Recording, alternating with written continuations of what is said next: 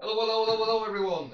We're back with another episode of Tavern Talks. It's episode 10, so it's our 10th episode, which we're very excited, we are very excited about. So let's get to it. So today we're going to be talking about nostalgia, because both me and Tom was here as well. Yep. Sorry, Tom, I forgot to give you a bit of an intro there. I do Yep. apologise. Hello, everybody. I'm still here. Yeah, I'm still here. Don't worry. Yeah. So we're going to be talking about a bit of nostalgia, so obviously PlayStation 1, PlayStation 2, because we grew up playing those games back when you needed a wired connection for the internet. Everything was physical disc, and you had instruction manuals as well, and some of them could be quite thick. So we're going to get on into that later on. But I've got some couple of updates, couple of leaks.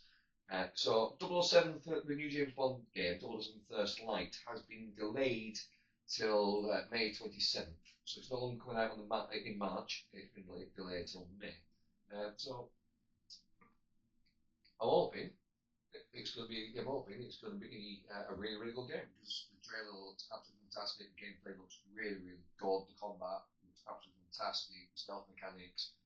It does look like it's going to be a true blue James Bond experience. So fingers crossed that obviously we delayed it, and fingers crossed we get what we need to get out of the way. I can't speak today. So that again. I'm hoping we get everything fixed and sorted and debugged for the release. So I'm hoping this will be a good game. Thoughts on the 007 First Light being delayed? I think that just take the time that you need with it because it has been a while since we've had a 007 game that's had this much hype behind it. Yeah. So, from what I've seen of it, it looks like it has some similarities to what you might see in a Hitman game. You know, when you go through windows, climbing it around or parkouring around an area. And one thing I have noticed is it does improve on particular features that I know a lot of stealth games or like games. Is it hiding in tall grass? It seems to be very, very popular right now for a stealth mechanic.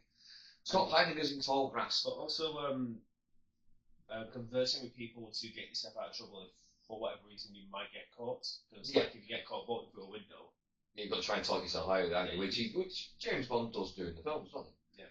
You do that in Hitman games. So he's like, you're suspicious, right? I'm just going to shoot you right now. Bang. So. Yeah. But yeah, it's nice they included that. Yeah, so really, really looking forward to it. Shame it's been delayed, but obviously these things can't be helped. So we need to take the time to get the game right before launch. But very, very excited for that game to come out, and we will do a James Bond special when that game does come out, and we'll talk about all of the James Bond games later down the line. So, also I've heard, take this with a grain of salt, because it is a leak, but apparently there's a Rayman 30th Anniversary Edition game in the works.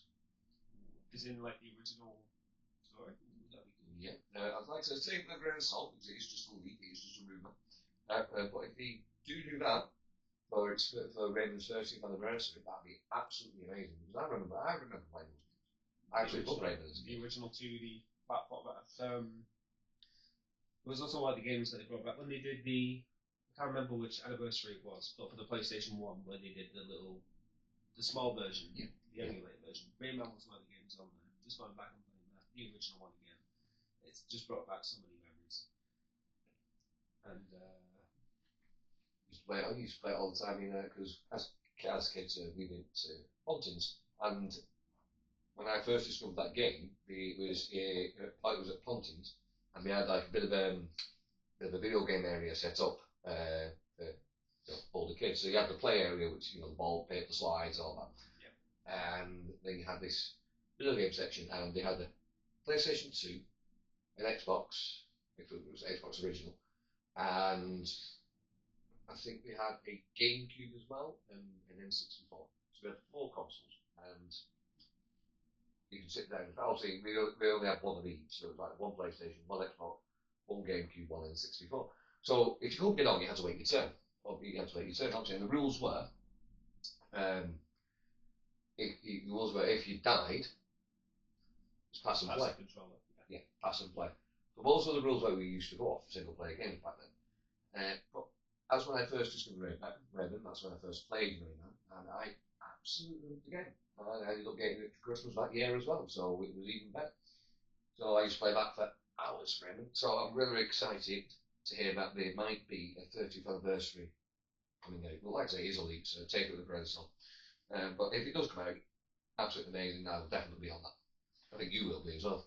Yeah, it just depends if it's going to be like the original like 2D format that they do, or they're going to go above and beyond with it, like try and keep the platform sort of like style that the original game had, but make it more 3D. Yeah, I suppose it will. I'd like to see the original style, but with more like updated. Just a faithful recreation of the original. Yeah. Just bring it forward. Yeah, just update like they did with the Insane trilogy. Yeah. Like do something like that. Also, Fortnite. I'll say Fortnite. It's Fortnite. What haven't we done? But apparently they are teasing a Cartoon Network crossover, apparently. So we might be seeing the likes of Johnny Bravo coming to Fortnite, which I think is actually absolutely hilarious, right? Rearrange Johnny Bravo. That'd be funny. But probably won't be Johnny Bravo, because in this day and age now, you know, he was a bit of a sexist, wasn't he? Thinking about it. Yeah. It's okay, they don't give the characters voice lines at all, so. Oh, right, okay, might be alright then, then. If he's not got any voice lines, might be alright. Some of his voice lines were fine for the time, but obviously you couldn't say what he said now in a cartoon. So I'm not going to mention any voice lines here, apart from one, because he's got Christmas songs with Prim. That's my Johnny Brown impression. It's terrible. But yeah, Cartoon Network crossover. Who else could be playing it, you reckon? Ooh, I'm trying to remember everyone that's in like Cartoon Network. I've not watched Cartoon Network for years, so I can't. I know. It all kind of blends together, doesn't it? Ben 10. We can do a Ben 10. Do Ben 10. That'd be interesting. Ben 10 in Fortnite. That'd be good. That'd be good. Right, listen, if Ben 10's going to be in Fortnite, then I'll 100% play it. Because I've not played a Ben 10 game for years, so very, very, very, very fun. Run around his forearms. Great old wild one. You know. Oh, you could do stealth with grey matter because he's tiny.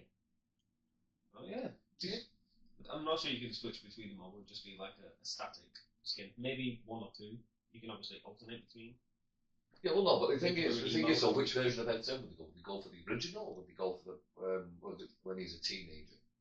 Probably same. Because if we go for the original, you've only got 10 aliens, obviously Ben 10 aliens, and you have to wait for the Omnitrix to recharge as well after you use it. So, and you're not guaranteed to get the alien you want. Yeah, Yeah, do it like that. Yeah, actually, do it like that. Fortnite, if you are doing a Cartoon Network crossover, you're going to have Ben 10, do the original Ben 10, and just have the Omnitrix on shuffle. I think that'd be brilliant. Cycle between them all just by using an emote. That tends to be what some of the skins have. Yeah. Yeah, we will probably do it as skins if we do. But yeah, like I said, it's, again, the teasing it, it's a leak, it's a rumour. But yeah, Cartoon Network crossover might become to Fortnite. So keep your eye out for that if it does happen. I don't think there's really an IP that Fortnite hasn't stuck its fingers in at the moment. Yeah, Star Wars, Lego. Again, recently I think they just did South Park as well. South Park. And they did The Simpsons. Moving on. GTA 6, Rockstar. They might. I'm very, very, very happy to have found this out actually, because reportedly might be giving, might have given an early version of GTA 6, an early copy, to a terminally ill fan. Ooh. So they can play GTA 6 before release. So if like I said, it's rumour, but if Rockstar have done that, then big, big, big respect to them. I love little stories like that. Love little stories like that, and big, big respect to them if they actually have done it. And I do hope they have done it. And this, I've not even found out a name for this fan or anything. Just says terminal fan. So hopefully they enjoy the game and they've got to experience GTA 6 before the inevitable happens. But very, very big, big respect to you, Rockstar, for doing that if you have done it. So I love little stories like that. It makes my day. It really does make my day. Right. I want to talk about the new missions in Helldivers 2.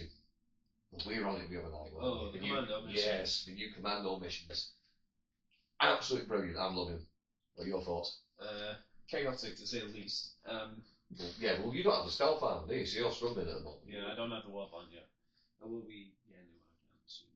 I think they're pretty good. The idea of just having very limited stratagems and not being very over reliant on like your orbitals, your resupplies, your ego strikes and everything like that. It definitely changes the way that you play. You have to be more resourceful, more cautious about where you go and everything like that. The only thing is, when we were playing it, we always got the mission done, and we got all the way back to like the exfil or the extraction, and then we would forget to pick up like the item that was left on the ground. Well, there was a case where somebody disconnected when they were at exfil, and obviously we didn't get the black box because we both died on the ramp. We got hit by, what was it? Was it Factory Strider or something? I think it was. I think it was Strider. Yeah. So we got one shot by Factory Strider, and now all this person had to do was pick up the black box that was on the ramp to be shuffled. Did they pick it up? No. They pick up so we got mission failed, and I think it was like the second, third mission. So obviously we lost our medals and we had to restart a new chain of missions, and that was very, very frustrating. Yeah. But like also new stealth missions, really, really good. If you are a Helldivers fan and you've not tried them yet, give them a go. Just be mindful that you have very limited reinforcements. I think it's 9 or 10, is it? Yeah. You have. You can't obviously destroyer leaves low orbit, so you can't call in reinforcements all the time. So you have to find reinforcement pods that have already been deployed planet side, and then it's like a secondary objective. So you've got to go and do them. Establish a connection via an uplink, and then have reinforcements. But they are very, very limited. So instead of having 20 or 20 plus, you will have it's like 9, 10. Yeah, if you go around and get them all, because they'll be scattered around. So it's like you go and do an uplink for like 3 pods, then you've got to do it for another 3 pods, and in the middle of all that, you've got your base stratagems that you come into the game with. Yeah. But you've only got a minute to call them in. After that, you only get to call in your destroyer once. Which, have you noticed? I noticed it the other night. Have you noticed the code for calling destroyer? I did. No, do you not look at the code? No. It's the Konami code. Is it? Oh. It's the Konami code. It's the Konami cheat code. So Helldivers Arrowhead have used that. So it only clicked the other day when I was playing it. I was just like, hold on a minute, that's the Konami code. I think that's absolutely brilliant. That's a nice little Easter egg, honestly. So if you don't know what the Konami code is, it's when Konami were developing games, they had a specific cheat code, so the developers could get like the best items in the game and everything like that, and like speed run the game to make sure everything was up to check. But they accidentally left the code in the game, and then somebody obviously discovered it, and they got like all the best items in the game, and now they've left it in as a running joke. So each Konami game has the Konami code in the game, and if you input that game, you'll get like a silly Easter egg or a silly nod to an older game or something like that. So it is quite fun. It's quite fun. I do like the Konami code. It's very infamous. So if you don't know what the Konami code is, go and have a look at it. Go and have a look at it. Go and have a little look on YouTube or Google some of the Easter eggs. Off the top of my head, I can't remember them all. But yeah, Konami code. Absolutely brilliant. That was a nice little Easter egg by Arrowhead there. It's called the Super Destroyer. Oh, and speaking of which, you only get to call it in once. So once you call it in, you have another minute to call your equipment down. So you've got to be very, very careful where you call it in. Now, I was running it with the stratagem wise, I was running with the laser cannon, P1 supply pack, and a couple of sentries. I switched out one of the sentries for laser, because there was a point where we got to exfil and we just got swarmed by a bot drop. It was just continuous bot drops. So right, next one we're going to laser on that actually worked. So what I did was I saved my Super Destroyer until we got to Exfil. Then calling Exfil, calling me Super Destroyer, calling the equipment down, throw out a laser. The jobs are done in happy days. And the laser cannon, I've not really used the laser cannon, and I'm going to be using it more often because it's just so OP. I was using it too. It was efficient actually. It was really good. It took down hooks like that.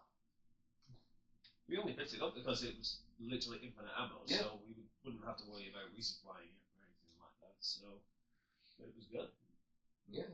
What were you running with? I can't remember. What were you running with? Well, I ran 2 sentries, so the laser sentry, obviously, because I seem to have a thing for using that all the time. Yeah, you do, yeah. It's your best friend, that, isn't it? It's become my new best friend, yeah. It's just good for dealing with parries and pretty much anything, really. Yeah. You even target like dropships and everything. But, yeah, laser turret, the normal machine gun turret, I did use orbital laser as well, and the recoilless as well. Yeah. Yeah, so there you go. If you want to try out the new commando missions, give one of those laser, sorry. I used the laser. You did use recoilless at one point, so I remember at one point, just bearing in mind when you're doing these missions, though, you have to be. It's easier to be stealthily. So it's to go alongside the new predictive warbond. So everything in the warbond's stealth based. So you got the stress weapon, you got stealth armor. And seemingly the warbond really helps with these. It really does. It really does. I've got the redacted warbond. You've not got it yet, have you? No. Well, I've got the armor from the Superstore, so I have that at least. Yeah, and you also get smoke grenades as well from the Superstore. Still question if they're worth it or not at the moment. Well, I have used them, and they have been handy for some quick escapes. So. But they dissipate really quickly. Yeah. It's not like it's not like the smoke strike, is it? So. No. You have to drop it and go. Yeah. Drop it, go, run. So try and avoid patrols the best you can. And if you are going to be if you do want to go and sweep the map and clear the map, try and do it as quietly as possible, because as soon as you get one bot drop, you get another bot drop, and then another bot drop, and then another bot drop. It's just endless bot drops. Once you know you're there, it just builds an intensity. Like every time they call in for a new dropship, it's like, okay, it's like going to up the stakes even harder. Yeah. I mean, we don't hold back. We do not hold back. And at one point, we had like, 2-3 sliders at one point. Oh, yeah. Because, we just went, it went crazy. This was the first time we tried it. This was the first mission that we tried as well, and we just went absolutely south, basically, in a nutshell. So we're like, right, we need to reapproach this. We need to think. We can't just run in and go boom. Definitely not. Anyway, so Helldivers 2 fans, if you want to go do the commando missions, go check them out, go try them. 100% recommend them, because it's a fresh, new, fun way to play the game. And you can get very creative with these stratagems as well. And don't be afraid to think outside the box either. Like Lisa, I've never used laser cannon. The first time I've ever used laser cannon, at a level 139, and I've never used a laser cannon until now. But it came in quite handy. So think outside the box, try out what works for you, and jobs are done. Right, moving on, we are talking about PlayStation 1 and PlayStation 2 today. Bit of nostalgia, a bit of a nostalgia trip, and we're going to take you along the journey of the PS2 games, PS1 and PS2 games, that we both played as kids. So, take it away. Okay, so I'm going to kick it off with probably one that's a little bit lesser known. Some of you from like PlayStation 1 might remember a game called Heart of Darkness. Now, I showed you this, and you didn't recognise it. I've never heard of it. Just hear it up here. I've never actually heard of it. So, okay, so it's a puzzle platformer game where you take control of a boy, a character called Andy, and he faces various dangers looking for his dog that gets abducted. Is it Andy Pandy? It's not Andy Pandy. Oh, that's a shame. Well, it's just a linear story game, so you go through a number of dangers facing off against, like shadow, white monsters, looking out for environmental hazards, and a lot of puzzle solving, so it's like a classic platformer. But what it was, I just remember the game, like some of the deaths and everything in that were quite visible for a PlayStation 1 platformer game. Well, going off memory, it was a fun one because it sounds like a really weird strange plot line because it just starts where it's just like a normal day at school. Then there's like a storm. Then your dog gets abducted somehow. So you end up you go to like your tree house and you have this like vehicle that looks like it's made out of like bits and bobs like pots and pans and everything like that. And he ends up transporting himself into what is like a shadow realm or something like that. Right. And it's basically just like a side scroll thing. So once you go from one scene, you go to another scene, but you have like a plasma cannon, and later on in the game, you get superpowers as well. Oh, okay. And it's one of them, but it's really tricks you. It's like some things that you wouldn't even perceive as a threat in that game. It turned out it would be just like a shadow on the floor. You probably don't want to step in that because again, shadow monsters, so something might be there lurking for you and stuff like that. So it was a fun little game that stuck out in my mind. Playing that when I was younger. So things intense. Shadow monsters and shadow realms. Yeah. And the green rocks that give you magic powers and some silly flying bat creatures as well. There were some parts of it that were really goofy as well. It's just one of them fun, silly PlayStation 1 games. Yeah. Yes. PlayStation 1 game that I want to talk about is CTR.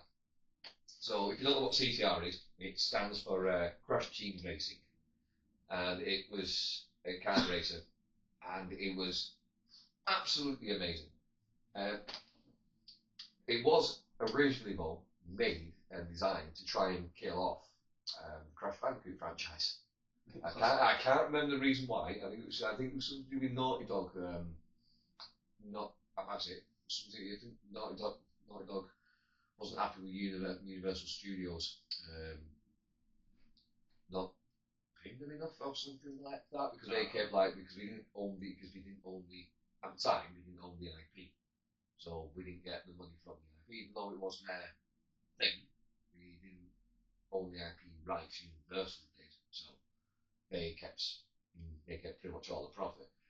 So we make this. So the idea of CTR was like make a really, really bad kart racing game with like difficult mechanics to master, stupid looking alien as a boss, stupid storyline, and it ended up backfiring. It ended up being like one of the best games ever made. it is one of the best kart races, and it did actually become a rival to Mario Kart as well at the time.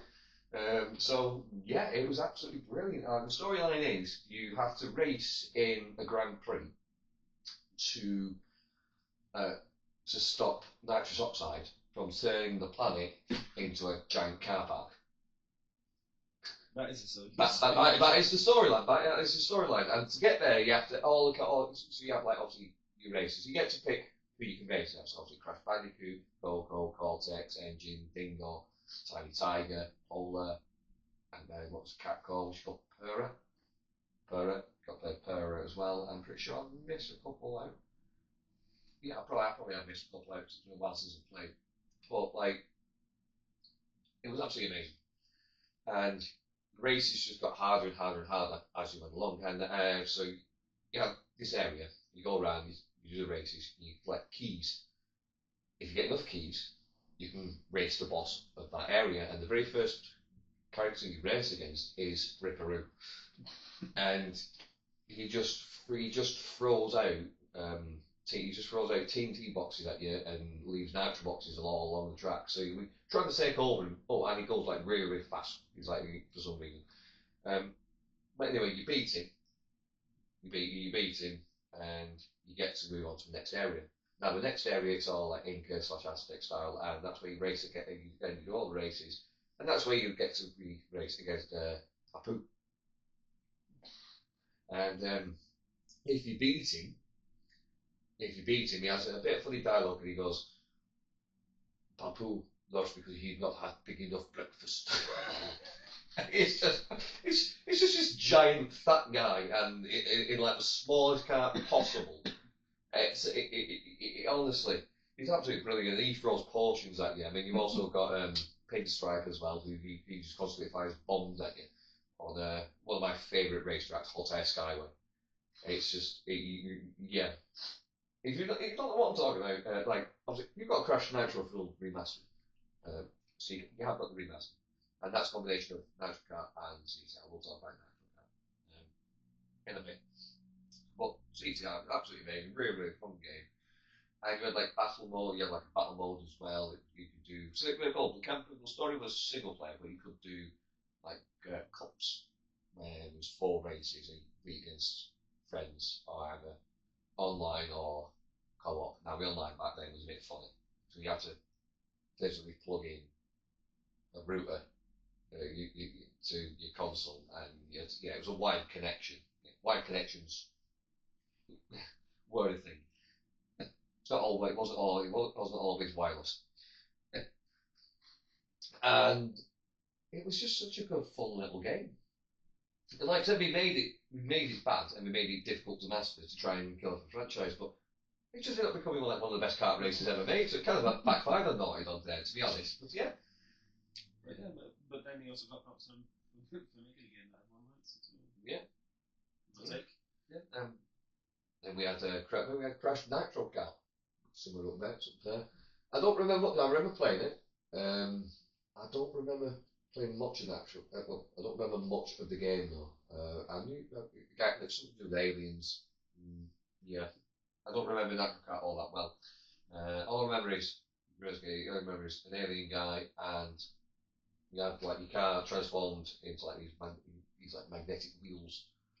So you're driving along, racing along, you go off a jump, and then it was like on a pipe or something, and then the wheels went like that, and you stuck to the surface, and you could like go sideways like that. You could some of it be upside down, but we missed that feature out in the remaster for some reason. I don't know why we missed that out, but we did. Anyway, back to it. It's easy to remember that game more. Now, there were cheat codes. Like you found you were looking in the cases, you found a couple of old cheat codes, didn't you? Yeah, I brought, of the games I brought for the display here, yeah.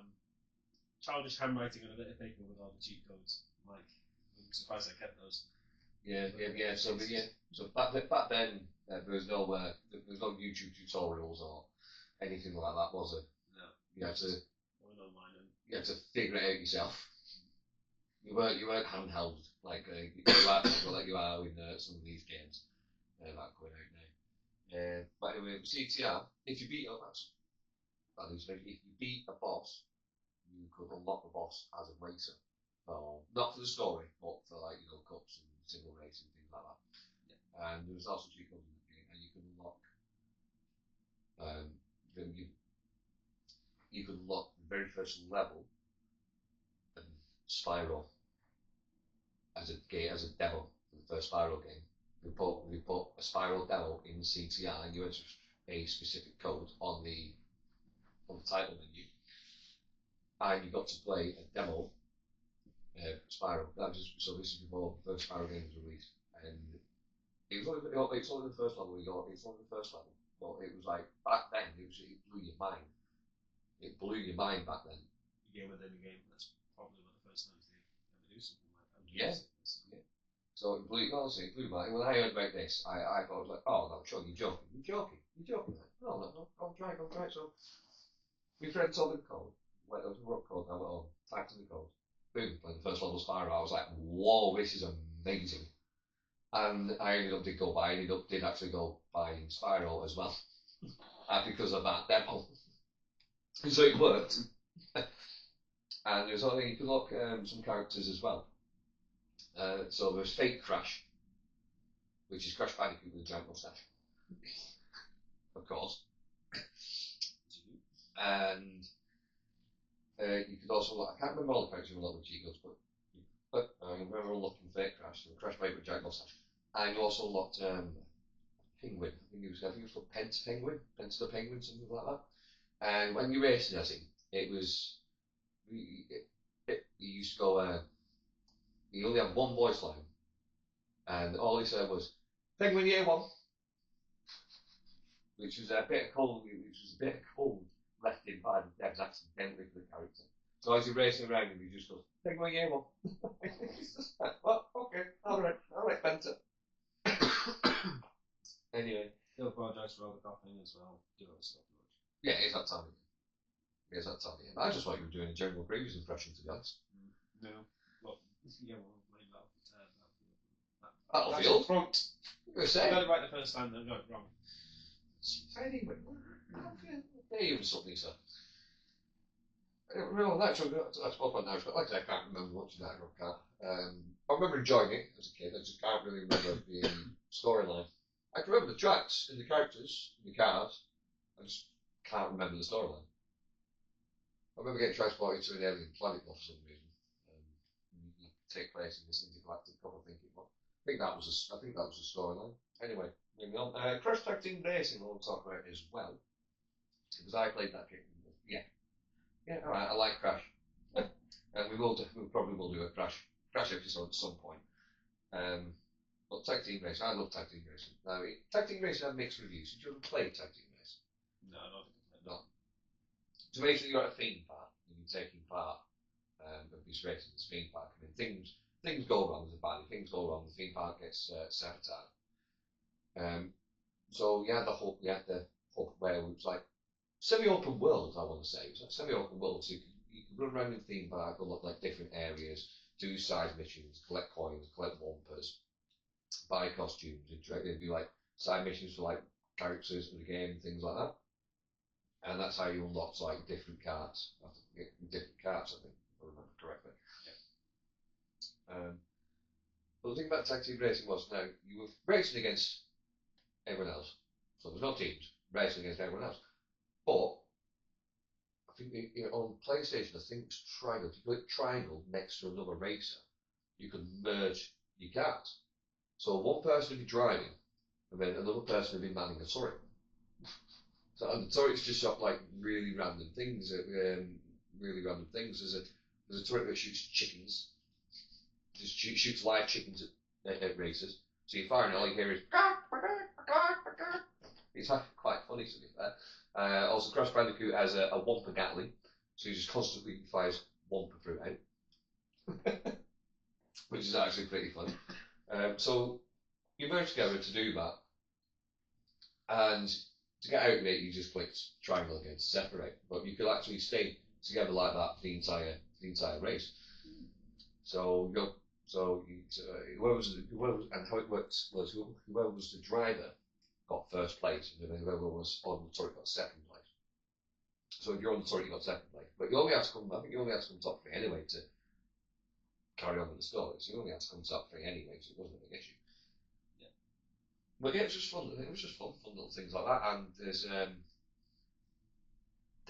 deaths as well. There's like funny death gags as well. So you come to something. There'll be a little sign, and it'll have a picture of a bandicoot on the sign, and have a circle around it, and the cross as it don't go there, danger. And if you did, and you pressed the interact button, you got like a death gag. There's a one where where Crash gets eaten by a shark. There's one where he gets blown up by dynamite. There's one where a piano lands on him. There's just so many. It was so good. If you don't know, if you want to go and watch him, you'll be able to find them on YouTube. Probably will be a compilation somewhere. You really, yeah, because I watched the compilation, and I did them all in game as well. So just type in on YouTube, Crash Tag Team Racing, death gags, and you'll get a compilation up. And some of them are absolutely hilarious. Some of them you watch, you think, wait, what? And then some of them are actually just funny. It's actually really, really good. Anyway, I'll let you talk now for a bit. Yep. Back onto PlayStation 1 games. I wanted to talk about the Oddworld games. Like you said, you touched upon like the first one. First one, yeah. Briefly. Again, it's another one we're going up there. Yeah. Never completed it because I played it at a friend's house. So I never owned the game, but I've played a fair few hours. Do you remember the premise of the story? Not off the top of my head, no. Okay, so he plays with a dockman called Abe that works in a meat processing plant going by the name of Rupture Farms, and you're a slave more or less. You and your buddies, you're all like slaves in this plant. But you uncover this plot by your evil employers, or the Gluckins, that you are going to be next on the menu in this plant. They plan to turn you and your buddies into the next big snack. more or less. So you have to break out your arms and you have to rescue all your friends. Right. And that's pretty much the basic premise is you have to be the savior to save your own people, more or less. It's that kind of story. 2D platformer game, so very much in the same, like I mentioned, Heart of Darkness before, but it's side scroller one again, so you go from one scene to another. Okay.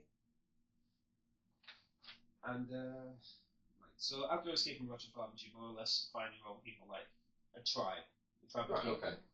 more or less, and they're very deep in their own culture, the history, and they also the creatures that the Glockins and all that turn into meat and all that and try and flog it off and everything like that.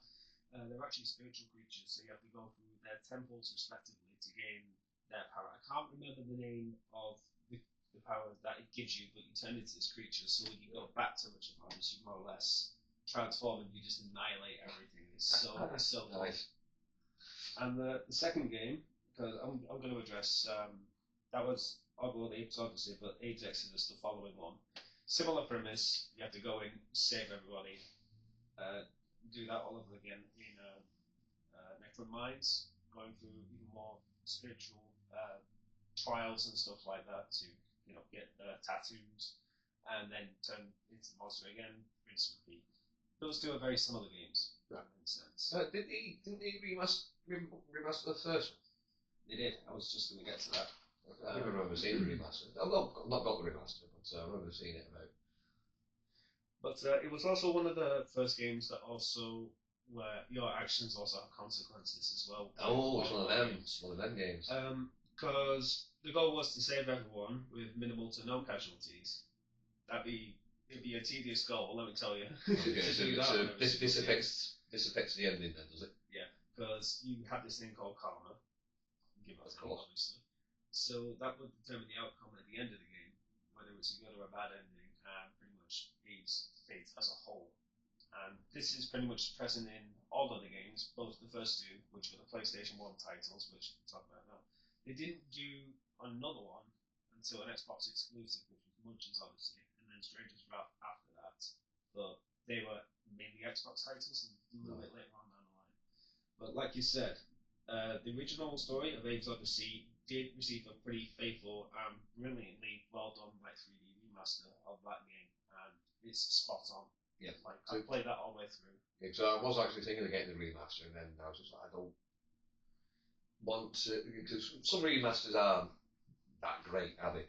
Oh, this one, it was like they looked at the PlayStation 1 game through and through. Everything's exactly the same. They've just done it slightly differently. Right. They've touched it up with 3D renders rather than just being 2D. The same secrets and everything, like the secret areas are all still there.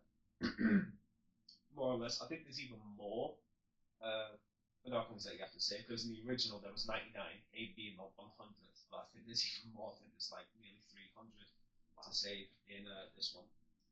And it's important to probably play New and Tasty. It was a retelling of the original story, but following that, instead of doing Abe's Exodus one-to-one, the studio more or less went, okay, now we're going to tell the story that we want to tell. And they completely changed the story for the second one, which was Oddworld Soulstone.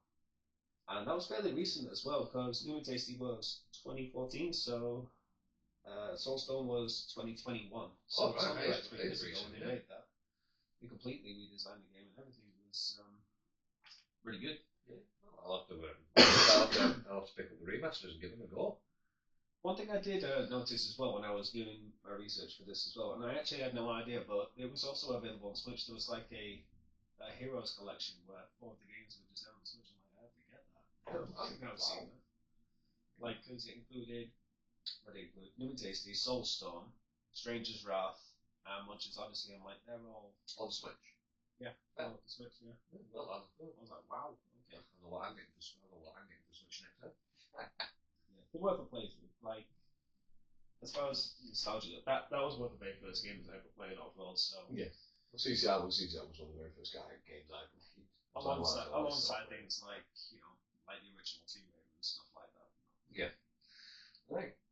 Okie dokie then. But speaking of things big things you only find out.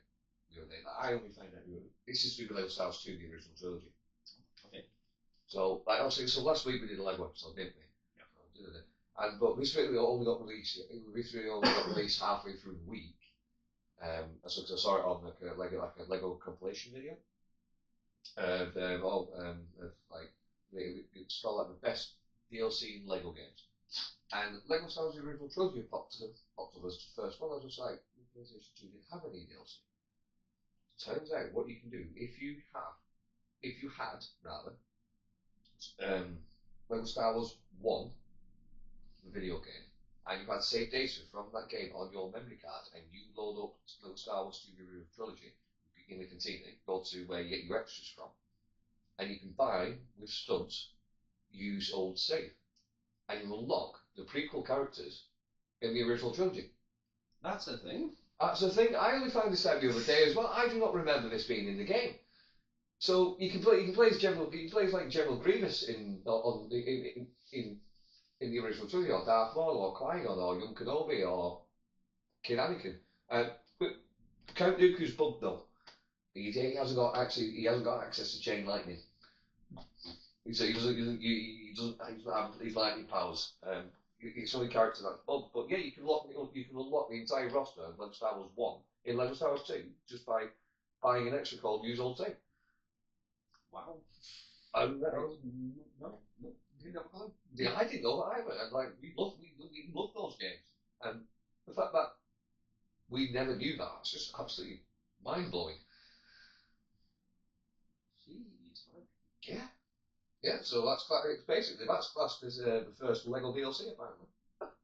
So it's just like, well, it's not really DLC, is it? But there you go. If you had Lego Star Wars 1 and 2 on PlayStation 2, you could unlock people characters in Lego Star Wars 2 the original trilogy. I guess what passes for DLC is just additional content. Yeah. If you're pulling stuff that's not in the base game from the games, I guess it counts. Yeah. Well, there you go. So we didn't know that.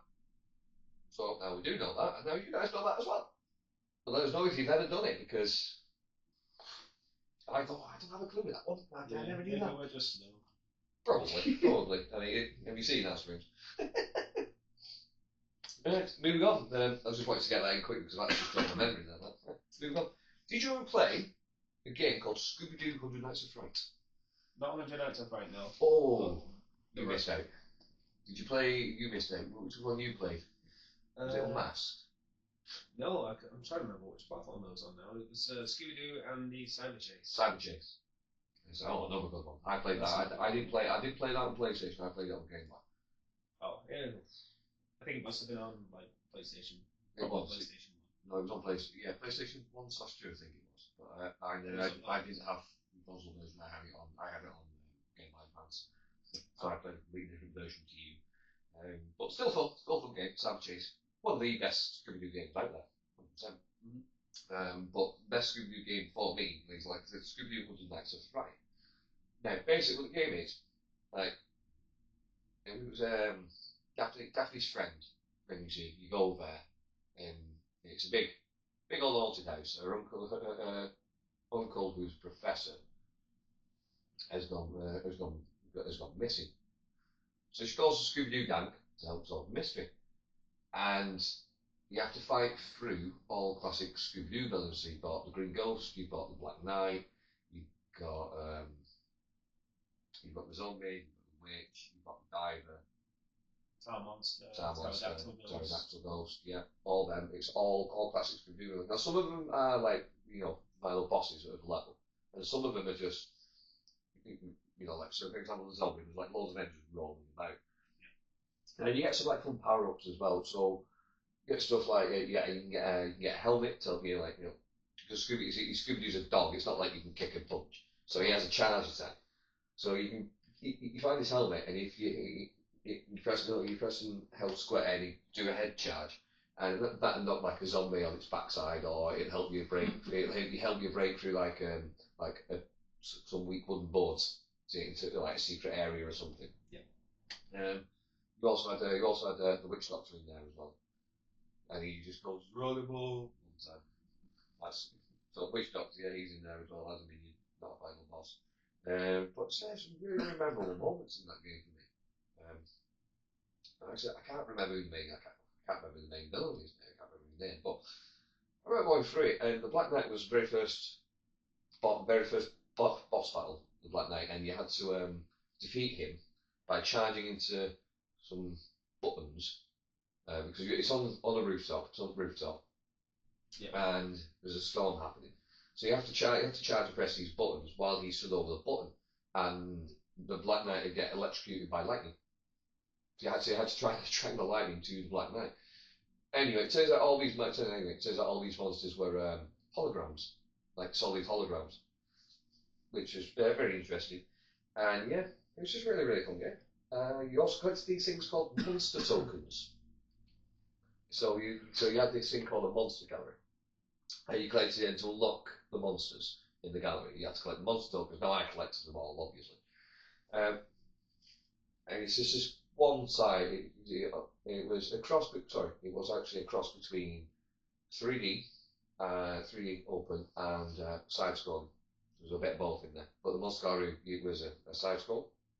And if you clicked on a villain, on one of the monsters, you had like a bit of trivia, you had like a trivia question, you had like, details about details about the episode, when like, say for example, the Black Knight, it'll give you the title of the episode, it'll give you a description of the episode, description of the character, and then it'll be like a trivia question at the bottom. And some of them had some really fun soundtracks as well. So some of the bosses actually had their own like theme, had like their own soundtracks, which was really, really fun. Did they ever have their own original soundtracks in like the anime show or anything like that? I can't recall. It's been a while since I watched it. No, I think it was just for the game because in the show we just used like goofy 60s music, didn't we? Yeah, I think it was. But the game is very very faithful, very very faithful to the show. It even opens up with the original intro as well. Where you're Scooby Doo, where are you? Yeah.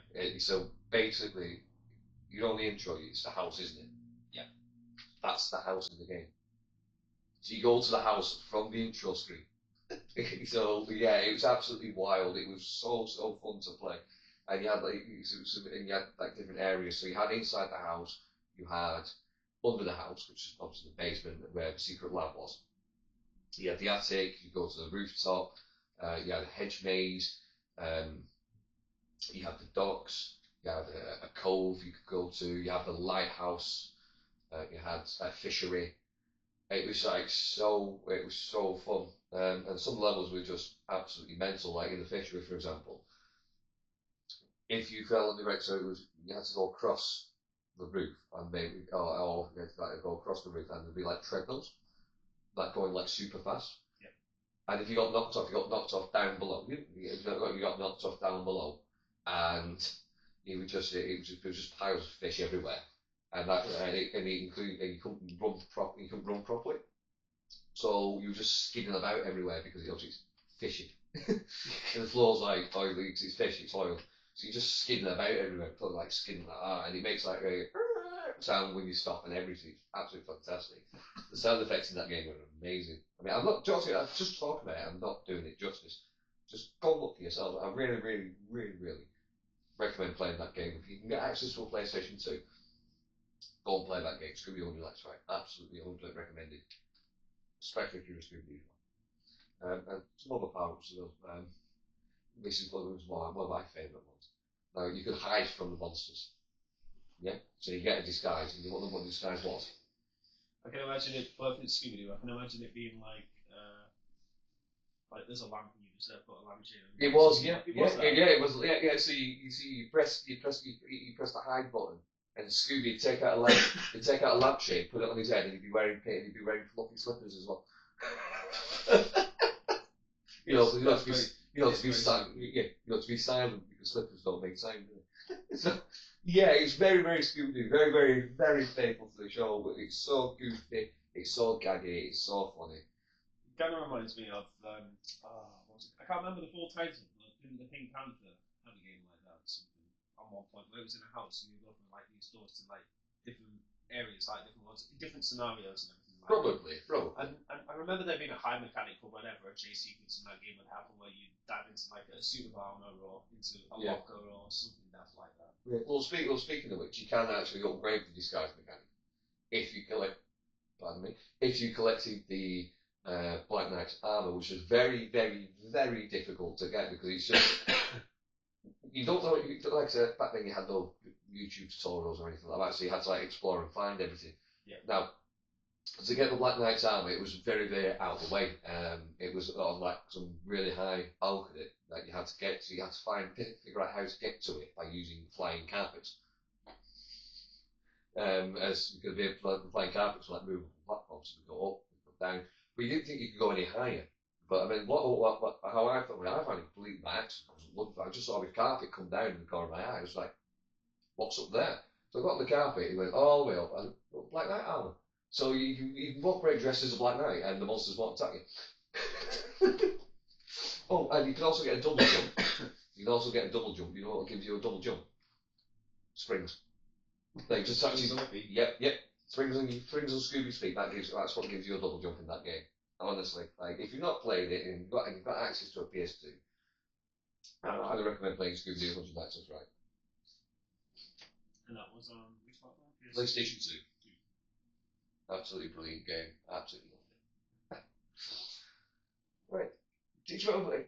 No, you said this, but I'm surprised you haven't played this because you're a massive SpongeBob fan. And I'm so surprised you haven't played it. And it's SpongeBob Battle for Bikini Bottom. It was on PlayStation 2. It was on the Xbox as well. It now has a remaster for PS4/PS5.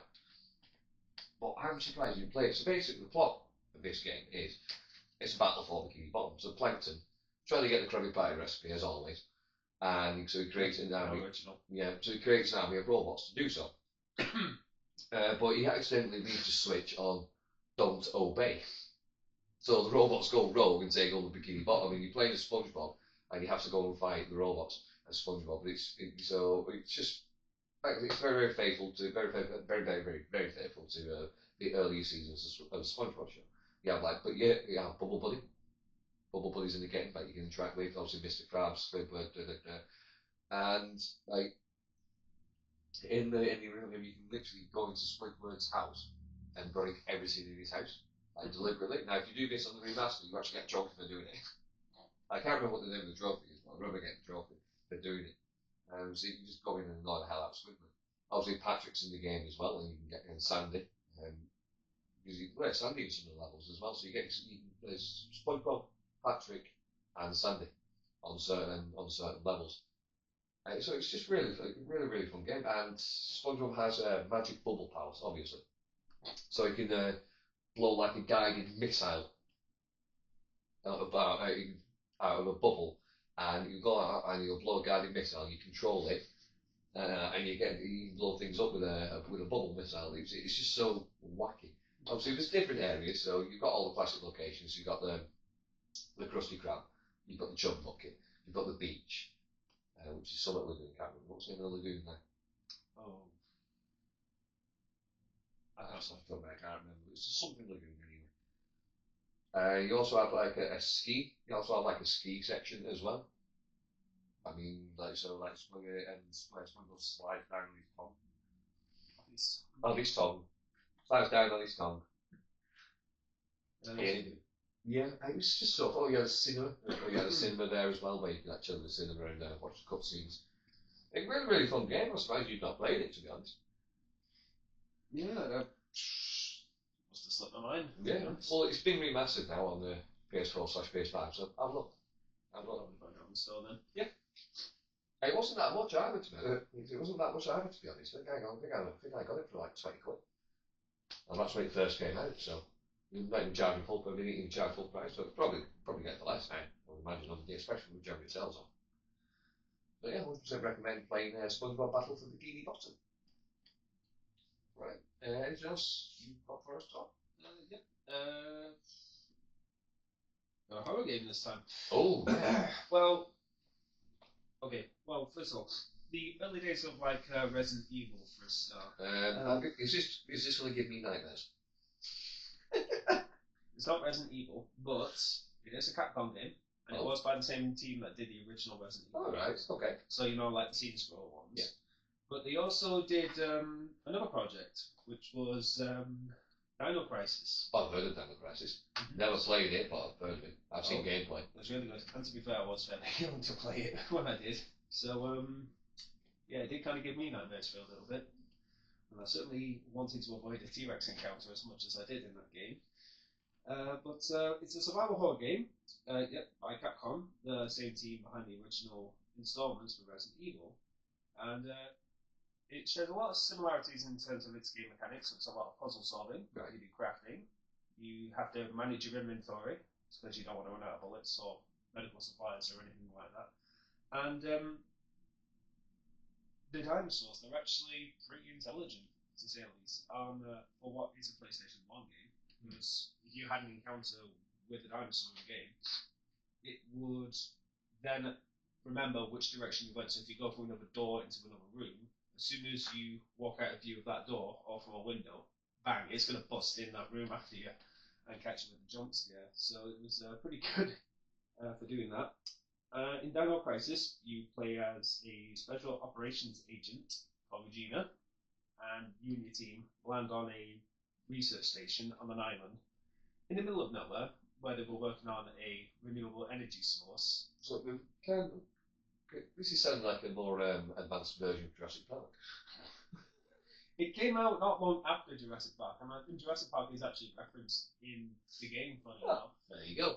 I think it is actually referenced on the back of the case as well. Nice.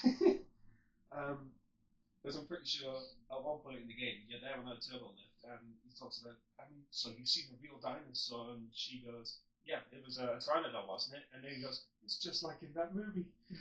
Referencing Jurassic Park. Nice. It's brilliant.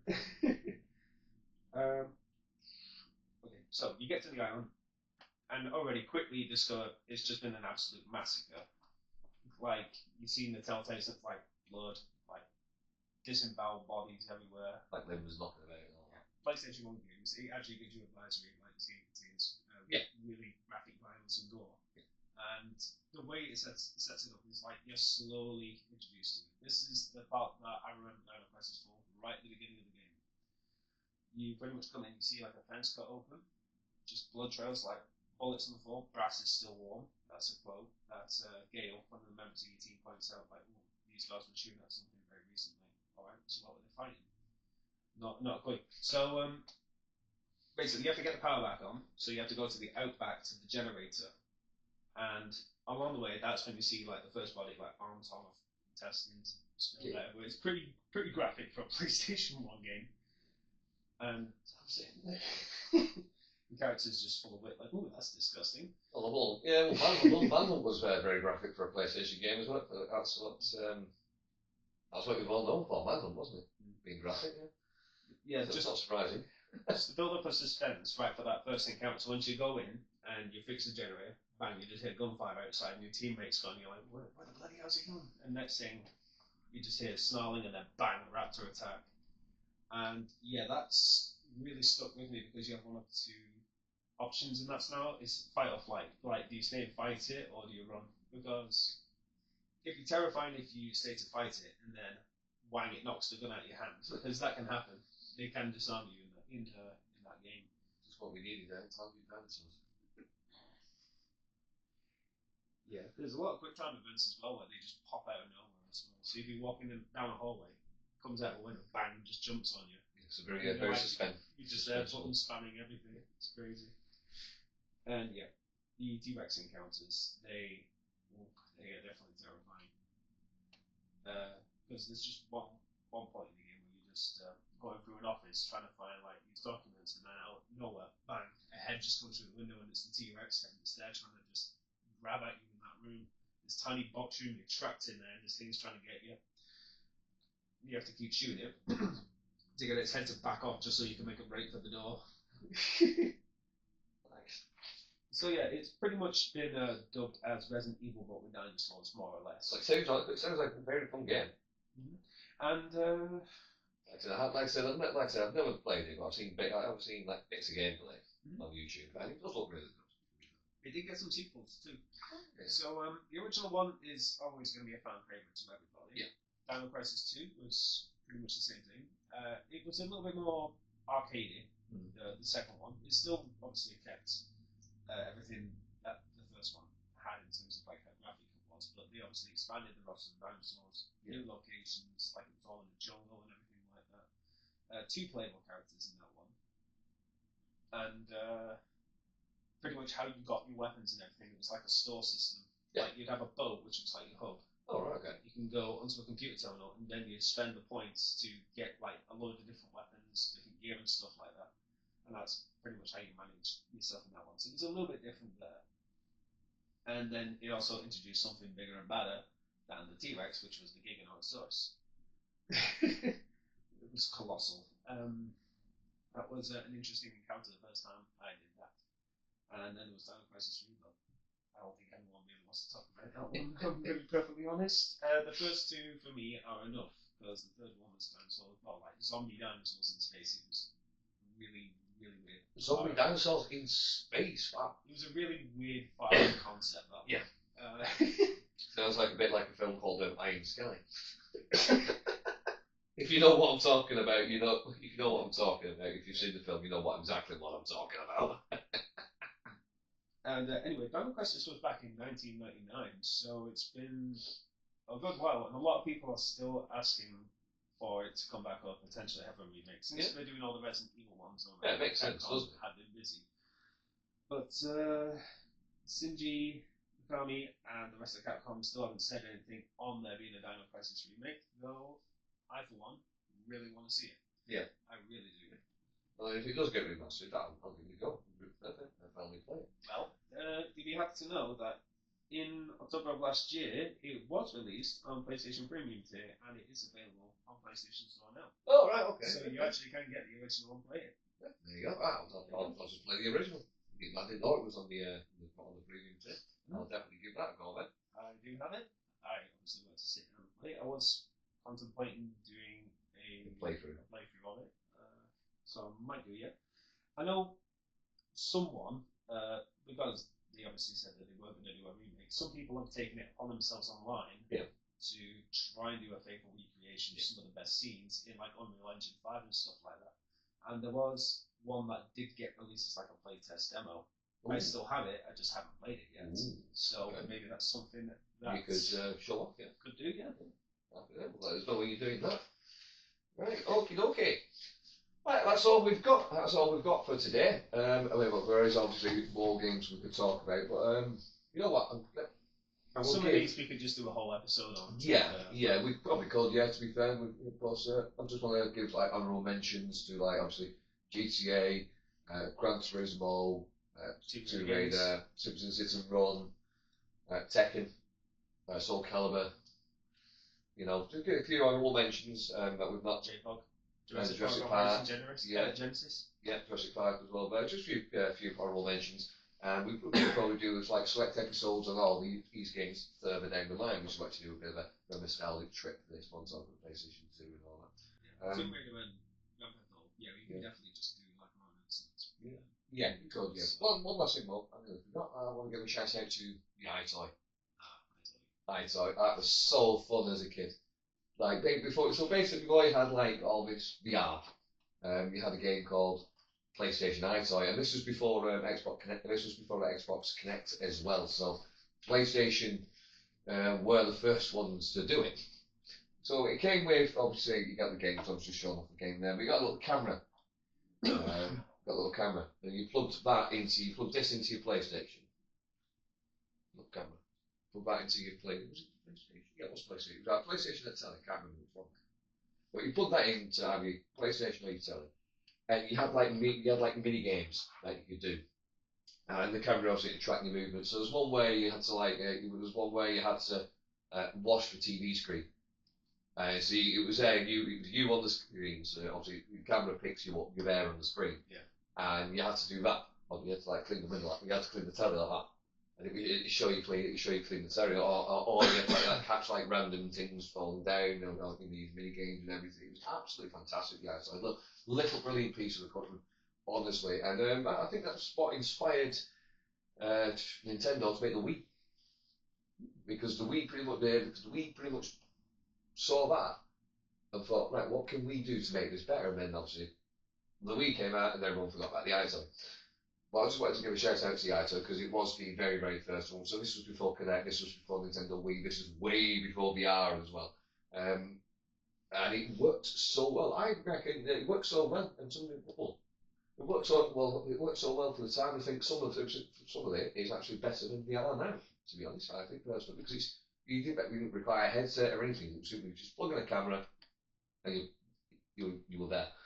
You didn't have to have the 70 quid ones or a £450 headset or anything like that. You know, just a little camera, plug it in, boom, you're in the game. Sorted. You know. So iToy absolutely brilliant. Again, if you've not played iToy, but yeah, did advance it as well, didn't it? Because that's we got a PlayStation Move. Oh yeah, that was the more modern version of iToy, PlayStation Move, and that's on the PlayStation camera for PS4. So well, every single PlayStation console's got a camera now, more or less. The PlayStation 1 didn't. But obviously not that one. 2, 3, 4, 5 has as well. Yeah. Because obviously with so it has improved. It has improved. It has advanced. I just wanted to give a little shout out to the original because I enjoy it. I spent so many times playing iToy. So many hours spent on that in my front room on the weekends. Anyway, right, and that's all we've got time for today. So we'll wrap it up with Tom's most favourite game in the world. Here we go. Mikey's Mind. Nice, short, sweet one. Nice, short, sweet one. So, Naughty Dog or Insomniac? Insomniac. Okay. PlayStation or Xbox? PlayStation. GTA or Red Dead Redemption? I gotta go with Grand Theft Auto. GTA. Okay. Red Dead Redemption, though, it is fantastic. Yeah. So. I think you might have already answered this one, but which PS2 game would you like to see remastered? Well, Dino Crisis is actually where it was a PS1 game, so PS2. Spoiled the choice. Yeah, I am a little bit. What was a good one? Because I feel like a lot of the PlayStation 2 ones that I've played, they've either part of a franchise, obviously, move forward, and maybe sometimes I've had remasters. Again, I'd probably say. He's looking for inspiration there. Yeah. It's a good one, that's really got stuff. I would have said like GTA, but they've all had their remasters as well now, haven't they? Like some of the older ones. There was one where they re-released like 3 of them in one. Oh, yeah, we don't talk about that because that was bad on the launch day. And it still is bad as well. It was just so buggy. And there was Battlefront 2, but that had its issues as well. Yep. Oh, I actually don't know. It's stuck.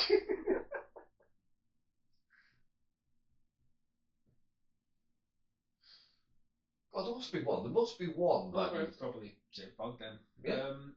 Jurassic Park? Okay. Well, Operation Genesis, just to get like a graphical update, but obviously.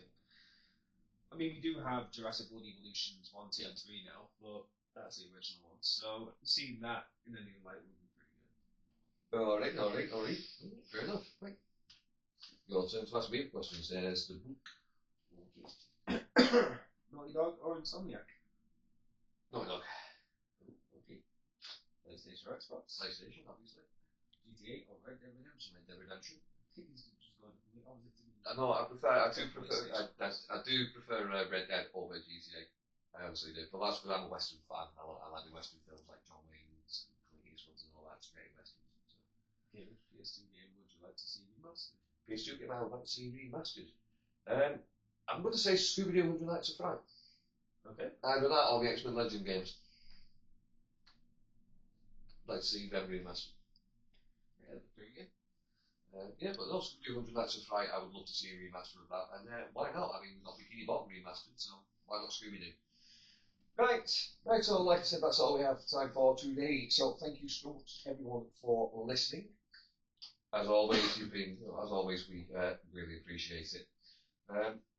So if you want to go and see what we do, other than the podcast, obviously, we have our own socials. We are on like Twitch, Instagram, TikTok, and all that. So if you want to give us a quick like, give us a quick like and a quick follow on our social platforms, we'd really, really appreciate that as well. You can see what we get up to in games. So it is Instagram. So we're on Instagram, TikTok, and obviously YouTube. And it's the Game is Guild 25. So if you go to one of them, all the links are in the bio, so you can find them very, very easily. We also have our own personal socials as well, where we stream with our Twitch account. So mine is green_arrow 25 PS5 gaming. If you want to look us up on Twitch. And it's OggyX as well on Twitch, Instagram, TikTok, and YouTube. Yeah. So go check it out. Go check out our clips and stuff, because we've got some really funny things on there. And we've got on YouTube. We've got all our past. We've got most of our past streams up now as well, so you can go and have a little look of what we do or outside of the podcast. But once again, thank you so much for listening, everyone. Have a great week, and we shall see you in the next one. And hopefully, we'll see you over on Twitch. Cheerio, bye all. Until next time. See you then.